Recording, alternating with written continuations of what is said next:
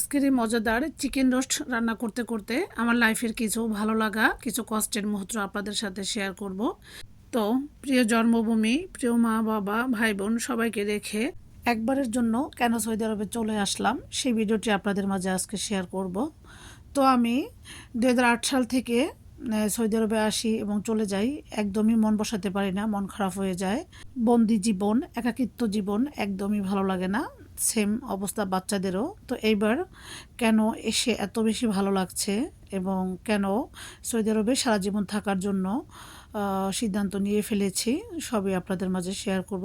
তো বক বক করতে করতে আপনাদের কাছে একটি লাইক এবং সাবস্ক্রাইব চেয়ে নিতে ভুলেই গিয়েছি।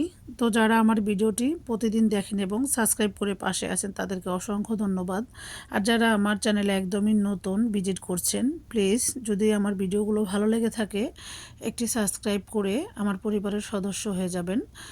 তো যেটা বলতেছিলাম, 2023 সালের 16 জানুয়ারি একবারে সৌদি আরবে চলে এসেছি। তার একটাই কারণ ছিল, মনটাকে শক্ত করে এসেছি। বাবা মা, আত্মীয় স্বজন সবাইকে ছেড়ে আসতে তো অবশ্যই খুবই খারাপ লেগেছে, অনেক কান্নাকাটি করেছি। তো সব কিছু মিলিয়ে এসেও বেশি দিন ভালো লাগেনি। তো সুখে দুঃখেই সৌদি আরবে 1.5 বছর আছি। তো এখন আমার মনটা একদমই টিকে গিয়েছে। তো টিকে যাওয়ার পরে এখন আবার একটি সমস্যা দাঁড়িয়ে গিয়েছে। মনে হচ্ছে এর জন্য হয়তো বা আমাদের বাংলাদেশে চলেই যেতে হবে। যাই হোক, সেটা আপনাদের সাথে শেয়ার করব। তো আমার ভিডিওটি আপনারা না টেনে দেখুন, তাহলে বুঝতে পারবেন। 2022 সালে যখন আমার ননদের হাজব্যান্ড মারা যায় তখনই আমরা সিদ্ধান্ত পাল্টে নিয়েছি এবং সৌদি আরবে এসে ভালো লাগে না, সেটাও সব কিছু মিলিয়ে জিলিয়ে আমরা হাজব্যান্ড ওয়াইফ দুজনে ফোনে কথা বলে বলেছি যে এবার সৌদি আরবে আসলে আমি আর যাব না।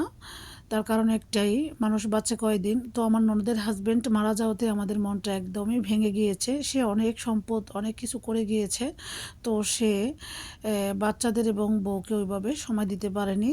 তারপরে তার সম্পদও সে ওইভাবে ভোগ করতে পারেনি। আল্লাহর ডাকে সে সাড়া দিয়ে চলে গিয়েছে। এরপরেই আমরা হাজব্যান্ড ওয়াইফ দুজনে ভেবে রেখেছি যে একদম সৌদি আরবে আমরা চলে আসব।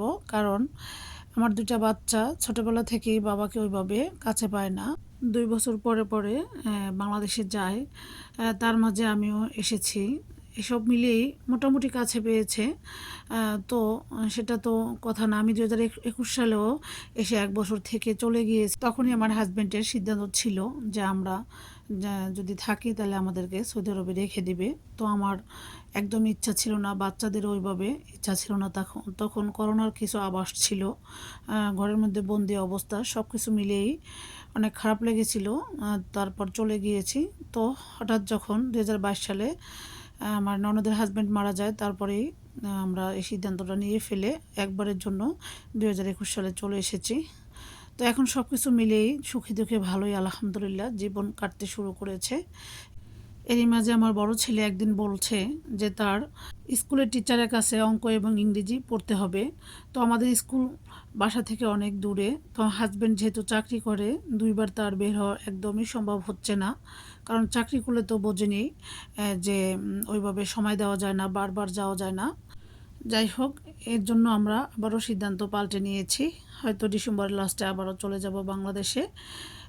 ছেলেকে এসএসসি পরীক্ষা দিয়ে তারপর আবারও ইনশাল্লাহ সৌদি আরবে সেটেল হওয়ার চিন্তা আছে আমাদের। তো যাই হোক, সব কিছু মিলিয়েই মানে আমার জীবনটা এরকম বহুরূপী। আমার জীবনের গল্পগুলো সম্পূর্ণ একটু যেটা আপনারা শুনতে পারলে বুঝতে পারতেন যে আমি স্থিরভাবে কোথাও সংসার করতে পারলাম না এতটা বছর আমার সাংসারিক জীবনে। তো আমি যখনই যেখানে সংসার শুরু করেছি সেখানেই অনেক ফার্নিচার, অনেক কিছু করেছি। তো সবগুলো ফেলে আমার চলে যেতে হয়। তো এই 10 বছরের জীবনেও আমি সৌদি আরবে অনেক কিছু গুছিয়ে সংসার করা শুরু করেছি। এখন বাচ্চাদের সুখের জন্য আবারও আমার সৌদি আরবের সংসার ছেড়ে বাংলাদেশে চলে যেতে হবে। এটা যখনই ভাবি একদমই আমার মন খারাপ হয়ে যায়, কি বলবো। তো ভাবলাম আপনাদের মাঝে একটু আমার গল্পটা শেয়ার করি।